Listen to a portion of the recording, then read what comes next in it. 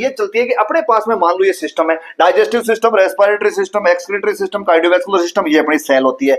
Food अपन जो भी लेते हैं, फूड के अंदर अपन हमेशा पॉलीसैकेराइड मतलब स्टार्च लेते हैं। एनर्जी अपने को हमेशा ग्लूकोज से मिलती है, तो डायरेक्ट कोई ग्लूकोज लेता नहीं है। तो अब मुझे एक बात बताओ, अपन ये कहेंगे साहब अपने को ग्लूकोज एनर्जी के लिए चाहिए और अपन फूड के अंदर ग्लूकोज नहीं लेकर के स्टार्च ले रहे हैं जो एक पॉलीसैकेराइड है। और दोस्तों ग्लूकोज जो होता है वो एक मोनोसैकेराइड है। इसका मतलब ये पॉलीसैकेराइड अपने को तोड़ना पड़ेगा, इसलिए डाइजेस्टिव सिस्टम की जरूरत पड़ी।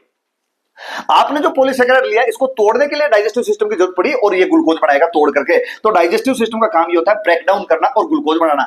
इस ग्लूकोज को एनर्जी के लिए सेल तक पहुंचाना है, तो कौन पहुंचाएगा? तो ये कार्डियोवैस्कुलर सिस्टम का काम होता है कि ग्लूकोज को ये सेल तक पहुंचाता है। अब एनर्जी जनरेट करने के लिए केवल ग्लूकोज से काम नहीं चलता है, वहां ऑक्सीजन की जरूरत पड़ती है। तो रेस्पिरेटरी सिस्टम भगवान ने बनाया कि ये ऑक्सीजन को सेल तक भेजता है। कौन लेकर जाएगा? Cardiovascular system. ये ऑक्सीजन ग्लूकोज से रिएक्शन करती है, CO2 प्लस H2O बनता है, साथ में इतनी एनर्जी रिलीज होती है। तो अल्टीमेटली एनर्जी रिलीज करना ये अपनी बॉडी के अंदर सेल का एक टारगेट था।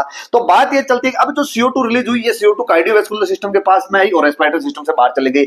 इसी तरह से अदर वेस्ट प्रोडक्ट जो होते हैं एक्सक्रीटरी सिस्टम से बाहर चले जाते हैं। तो दोस्तों अल्टीमेटली इन सिस्टम्स जो है, इन सब का काम, इन सब की नीड जो होती है वो एनर्जी रिलीज करने के लिए होती है। अब इस रिएक्शन को अगर अपन उल्टा करें तो ये फोटोसिंथेसिस बन जाएगा। प्लांट्स जो होते हैं वो CO2 और H2O को यूज करते हैं और सनलाइट एनर्जी की प्रेजेंस में और दोस्तों ग्लूकोज बनाते हैं और ऑक्सीजन को रिलीज करते हैं। इसलिए याद ये रखना है कि रेस्पिरेशन जो होता है वो हमेशा ऑपोजिट होता है किसके? फोटोसिंथेसिस के।